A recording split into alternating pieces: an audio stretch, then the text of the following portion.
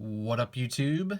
Ed WeskerGriff coming back with a SGC grade and reveal video. Going to be showing off 14 total slabs that I got back from SGC.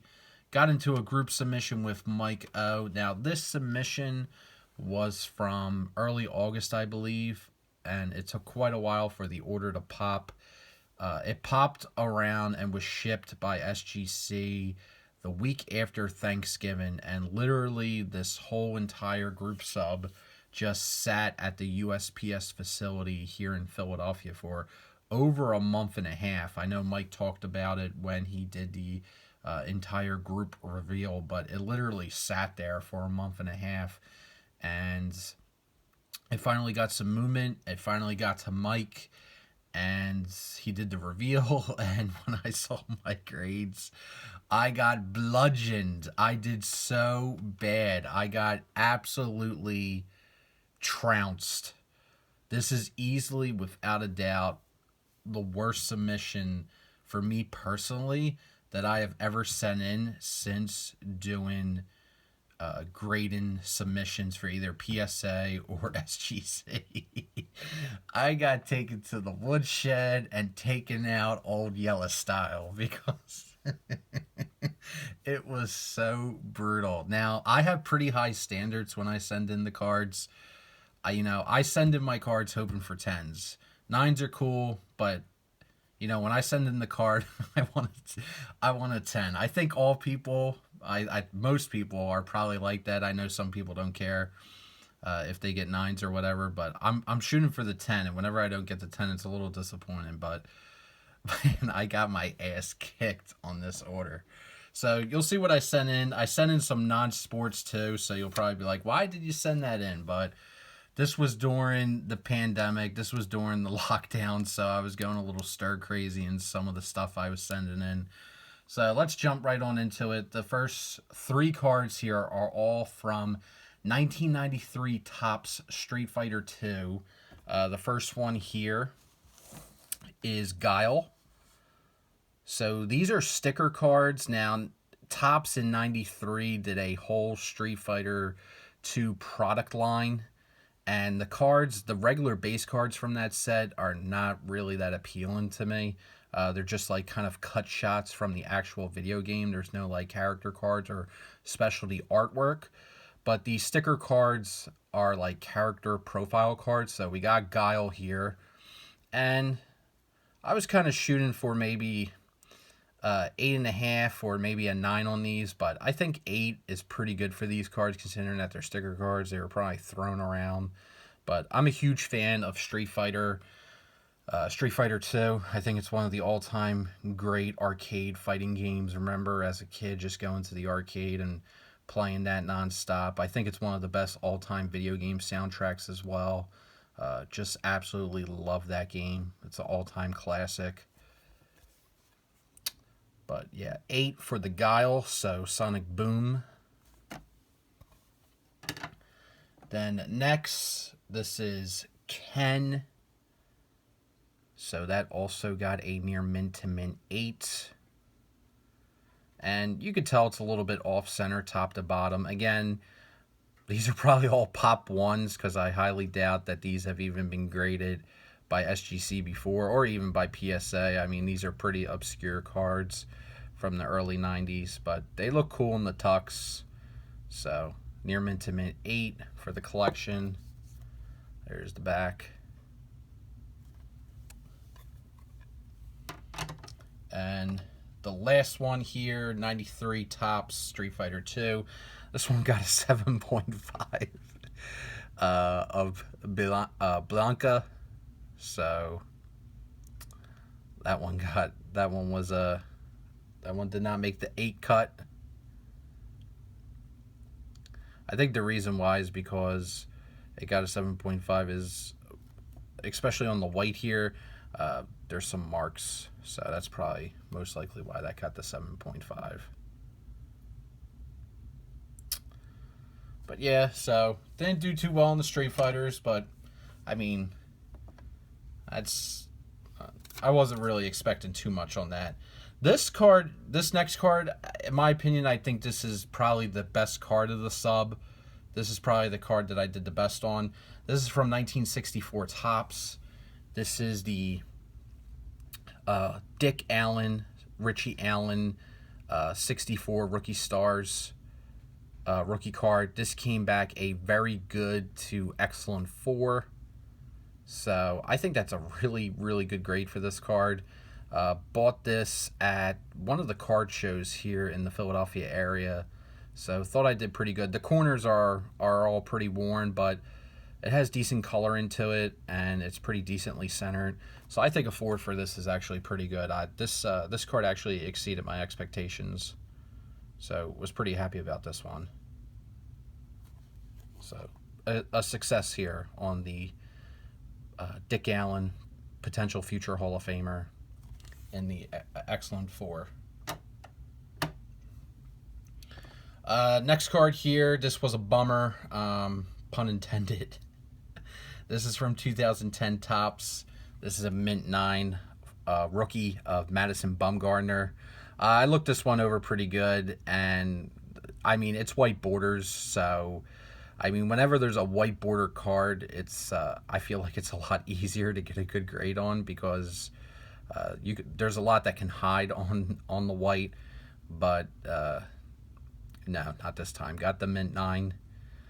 So I had to look it over more closely to see what the issue is, because it's not this. It looks pretty decently centered to me, so I don't think that's the issue. So maybe the corners, upon closer magnification, have something wrong with them. But yeah, I was hoping for, either a mint plus or a 10 on this, on the Mad Bum rookie. I do think I don't know what his hobby is right now, but I feel like he's a very, very undervalued right now, considering the disastrous season he had with the Diamondbacks last year. But I think a lot of people forget how dominant he was for the Giants, how good he was, and just how much of a stopper he was in the postseason for the Giants. I mean, this guy literally won them a World Series against the Royals one year. So Madison Bumgarner. Next, this was a pretty big disappointment. I was really hoping for a 10 on this. This is from 2011 Topps. This is from my personal PC. This is the Zach Britton Diamond Anniversary, which they're numbered out of 60. These are the Hopes. This came back a 9.5, a mint plus. I think it looks absolutely incredible in the black tux. Looks amazing there with the shine. It's a really, really beautiful card. Looked this over super closely. This is one that, this card was in my PC for a really long time. Got this card originally back in 2011, 2012. So it's sitting in my Orioles box for a long time, and I figured it would look really, really nice in the tux. But I only want to send it in because I was thinking it could potentially get the 10, but it got the 9.5 mint plus. So there must be a small imperfection that that was the reason why it didn't get the 10. But these are numbered out of 60, so extremely tough pulls back in 2011. I have no idea, but I'm sure the Trout is worth maybe a Bitcoin or 2. So pretty cool. Next, this is from 2020 Topps. Again, swing and a miss by me here. This is the Aquino rookie. So this came back the 9.5 mint plus. So got a lot of 9.5s in this order, guys. And the Aquino came back to 9.5. Obviously hoping for the 10, but not quite there on the Aquino. This next card here, again, was another card that I thought was probably going to be an 8, but it wasn't. This is from 1981-82 Topps. This is the 76ers Team Leaders. And this came back a 7.5. Had this as an 8. If you look at the card on the front, it is absolutely fantastic. The corners are real sharp. Nothing wrong with the surface. The reason why this card got a 7.5 is if you look at the back, it's definitely off-center, top to bottom and left to right. The back center is indeed not that good. But I still, knowing that, I still thought that it would potentially get the 8, but damn, dude, SGC, man, they grade very, very strict. You could probably get away with that on a PSA. I think if I sent this to PSA, I'm pretty confident it would get an 8. But that back center definitely docked it for SGC, so it got the 7.5. Still a beautiful card. Really, really like it. I got this card from Puff Bear in a live sale. Just wanted to get it into the black tux for the Sixers PC. But got the 7.5, so I was hoping for an 8, but oh well. You roll the dice, you 7 out sometimes. This next card here, this one was on me. There was something I saw on this card after it was holdered that I'm like, why did I not see that before looking it over? So I can understand why I got this grade, but this is from 2020 Topps Heritage. This is the Chrome, which is numbered out of 999. This is the Bryce Harper, which came back a mint 9. So the black on black there for the tux. The reason this got a 9 is the corner down here. I don't know if you'll be able to pick it up on camera, but there's definitely some white showing on the corner there. So I'm kind of frustrated with myself that I did not see that before submitting this card for grading. So this one was kind of on me, so I kind of understand why this one got the 9. So the Harper there. Still looks cool, but damn. This next one here, this one is, I feel like Mo Bamba in this card. I feel like the barbecue chicken, but this is from 2018-2019 Donruss Optic. I think this guy's hobby's probably going up a lot because he's been in the MVP talks. He's having a great season so far.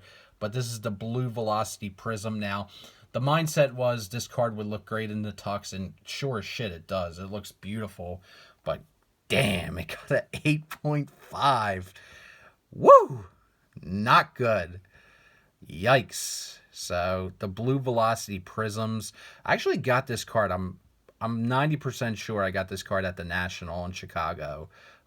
There was a dealer there that just had boxes and boxes and boxes of basketball, all types of, Donruss Optic, all types of inserts, colors, refractors, everything. Just huge, massive boxes, all organized by teams. So I went through the Sixers and I found this card in there. I just thought it looked really, really cool there. Great shot of Embiid getting the block on Mo Bamba, who afterwards he called barbecue chicken. So I thought that was pretty funny. So that's why I wanted to send this in. Just a great looking card, and not a great looking grade there.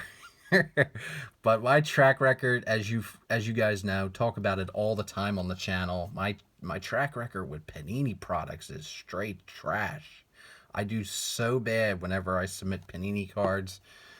Don't know what it is. It's just kind of a dark cloud that seems to follow me now. Just cannot seem to get good grades on Panini issued cards for whatever reason. But I have no idea what the issue with this card is. I'm going to have to look at it closer upon further examination to figure out why I got the grade it got. But 8.5 there on the process. Next card. This is from 2019 Topps Chrome Update. This is the 150 year of baseball. This is a 9.5 for Mike Trout. And I'm kind of going through a slump on Trout as well. I submitted, I want to say, 4 or 5 Trouts to SGC so far, and I have yet to crack a 10 on a Trout. So I think every Trout I've submitted, I've got a 9.5 mint plus on. So, I like the 9.5. We were talking, someone mentioned, I forget who it was, but somebody said, the 9.5 is a double-edged sword because a card that, is better than a mint 9 can get the bump. You can maybe bump a card up, but there's probably maybe some 10s that would be at PSA that'll get the 9.5 at SGC. So kind of a double-edged sword there. So who knows, maybe if I send some of these 9.5s, if I would have sent them to PSA, I would say more than probably half of them could have been 10s. So, but that is the chance you take with grading. So you never know. So 9.5 there on the Trouts. Next card here was probably one of my favorite cards I submitted. Got this off eBay for $2, and it came in a PWE with free shipping.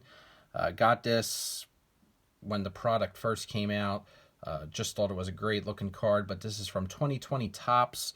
This is the Rainbow Foil of Juan Soto, and it came back a 9.5. So the Mint Plus. So again, was hoping for the 10. I feel like I'm a broken record here. I keep saying the same stuff. But got the 9.5, the Mint Plus. So, beautiful card, though. Look at that. Great shine there. So that'll be going into the Slab Soto collection. And then these last two cards here. The first one here, 2019 Topps On Demand Updates. This is the Blue Mini, which is numbered out of 10. This came back a 9 of Dick Lovelady. And I'm actually surprised with this grade. I thought it would have got a little lower. I just wanted to get this card slab since it's so low numbered. It's numbered out of 10.